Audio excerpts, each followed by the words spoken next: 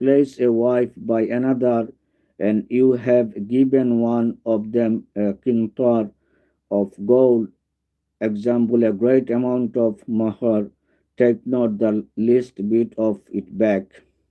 Would you take it wrongfully without a right and with a manifest sin?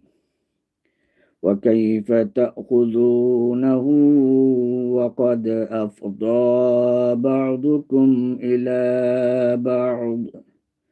إلى بعض وأخذن منكم ميثاقا غليظا.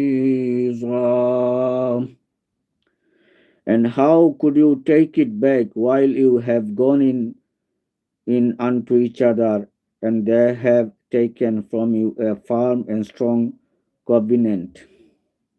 ولا تنكحوا ما نكح آباؤكم